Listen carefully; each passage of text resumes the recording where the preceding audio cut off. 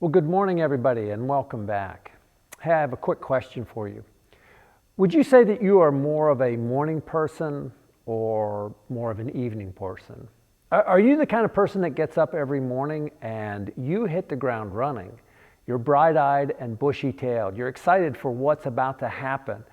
You hit the ground, you go to the shower, and you're ready to take on the day with full energy and enthusiasm. Or are you more of like a night owl? I mean, you kind of get out of bed in the morning, you kind of stagger to the shower, hoping that it does its magic. You look forward to that first cup of coffee, trying to come back to life. And you kind of stagger into the day. But it's kind of later in the evening when you start to hit your stride, where you start thinking deep thoughts and you become much more reflective. You see, morning people will begin to fade around 9, 10 o'clock, but that's just when the night owls are beginning to get going. You know, I've been thinking about the different rhythms that we have in our own spiritual lives.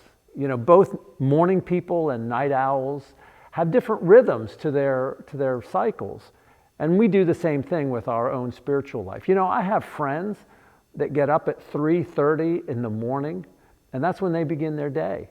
And so by the time I'm staggering out of bed, they've already done their devotionals, they've begun reading some books and begun doing some of the work for their day. How do you attack the day? How do you see each day unfolding? We come to each day with different opportunities, whether we're morning people or whether we're night owls, to give those times to reflect on who we are and what we're doing.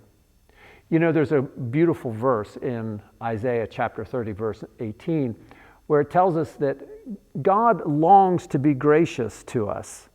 He therefore will rise early to show you compassion, for the Lord is a God of justice, and blessed are all who wait on him. The thing I want you to focus on in that is that God longs to be gracious to you. He's looking forward to it. He rises early in the morning before you're out of bed, planning your day. So the question is if we get up and we're not feeling God's presence today, is it our fault that maybe we're putting stumbling blocks? God has been up for hours looking forward to this day. How are we planning and inviting God into our daily experiences? Are you expecting God to be here today? Are you looking for him in the place that you work and the people that you meet? Are you expecting God to meet you in your place when you are most aware and most alert?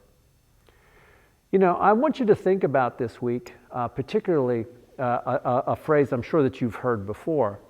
You know, what kind of person do you have to become, or what kind of changes would you make in your life so that every morning when your feet hit the ground, the devil is saying, "Oh crap, they're up again."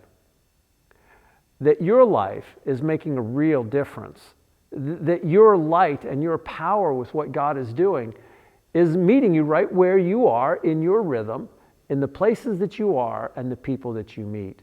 What kind of changes would have to happen for you to be that kind of person? Maybe we need to look at God's word a little bit more, be fed by that nourishment. Maybe we need to learn the language of prayer, allowing God to speak to us by opening ourselves to that graciousness that God longs for. You know, every morning is not defined by the night before.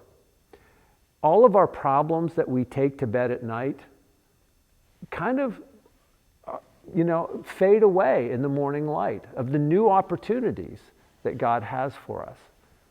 So friends, as we begin as disciples this new week, if God rises early to be gracious to us, are we making ourselves available to those blessings? Or are we not holding up our end of the bargain, looking for opportunities to experience God in the simple and in the wonderful ways that he will reach out to us? Well, friends, I hope that you grab a cup of coffee. I hope that your coffee is strong. I hope your faith is alive and well. And I hope your fellowship with one another continues to flourish. Hey, friends, until next time, God bless.